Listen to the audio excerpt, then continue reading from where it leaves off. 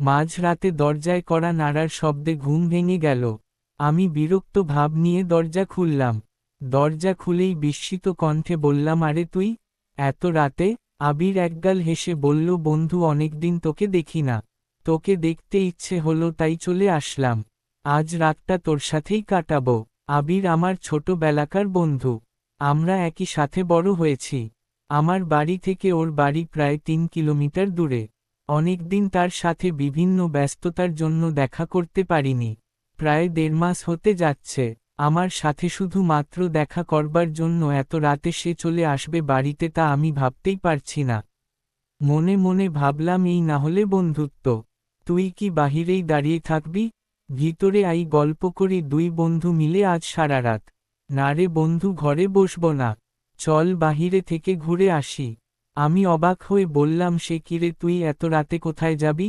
আর তুই এত সাহসী হলি কবে থেকে? কিছুদিন আগেও না সন্ধ্যার পর তুই ভূতের ভয়ে বাড়ির বাইরে বের হতিস না। তারপর আবির বলল, এখন কি আর সেই দিন আছে? চল বাহিরে চল। আবির এক গাল হেসে উত্তর দিল, আকাশে কি সুন্দর চাঁদ উঠেছে, তাই না রে আবির? হ্যাঁ। আচ্ছা, তোর হয়েছে কি বলতো? আসবার পর থেকেই এত চুপচাপ কেন? আবির মৃদু হেসে বলল, না, এমনিতেই। এখন থেকে ভাবছি একাই থাকব। সন্ধ্যার সময় ডিসিশন নিয়েছিলাম। সারা রাত ছিলামও একা। কিন্তু এখন খুব বেশি ভয় করছিল, তাই তোকে ডেকে নিয়ে আসলাম। আমি আবারও অবাক হয়ে বললাম, একা ছিলি? ভয় করছিল, এগুলোর মানে কি? তুই সারা রাত কোথায় ছিলি?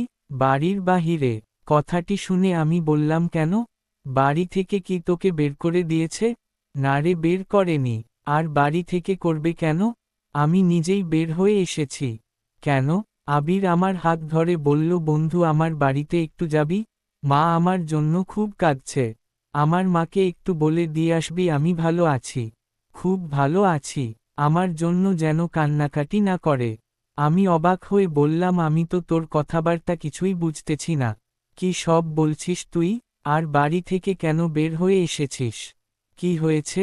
চল তোকে বাড়িতে দিয়ে আসি। না রে বন্ধু, আজকে আর বাড়িতে যাব না। পরে আরেকদিন বাড়িতে যাব। তুই একটু যাবি বন্ধু? আমার মা খুব কান্নাকাটি করছে। কথাটি বলেই আবির আমাকে জড়িয়ে ধরে কান্না শুরু করল। এখন রাত 3টে বাজে। আমি আবিরের বাড়ির সামনে দাঁড়িয়ে আছি। আবিরকে কিছুতেই আনা গেল না। আবিরকে বলেছিলাম, তুই গিয়ে আমার রুমে বস, আমি কাকিমাকে বলে দিয়ে আসছি আমার কাছে আছিস এবং ভালো আছিস। আবির সেটাও করল না, বরং রাস্তাতেই দাঁড়িয়ে আছে। আমি কাকিমার সাথে কথা বলে বাইরে আসার পর নাকি আমার সাথে আমার বাড়িতে যাবে। কি ঘটেছে কিছুই বুঝছি না। আবিরের কান্নার জন্য বাধ্য হয়েই এত রাতে আবিরের বাড়িতে আমার আসতে হয়েছে। আমি নিথর পাথর হয়ে দাঁড়িয়ে আছি। আবিরের মা আমাকে জড়িয়ে ধরে অঝোর ধারায় কাঁদছেন। আমি কাকিমাকে কিভাবে সান্ত্বনা দেব বুঝতে পারছি না। আমার কাছে সবকিছু এলোমেলো মনে হচ্ছে। পুরো বাড়ি জুড়েই কান্নার শব্দ ভেসে বেড়াচ্ছে। বাড়িতে অনেক মানুষ। পুলিশ এসে আবিরের ডেড বডিটা নিয়ে যাচ্ছে। আজ সন্ধ্যায় আবির তার রুমে গলায় ফাঁস আটকিয়ে আত্মহত্যা করেছে। আমার আস্তে আস্তে বোধশক্তি লোপ পাচ্ছে। আমি কি শুনছি? আমি তাহলে এতক্ষণ কার সাথে ছিলাম? আবিরই তো তার বাড়িতে আমাকে আসতে বলল। আবিরের ডেড বডিটা পুলিশের গাড়িতে তোলা হচ্ছে।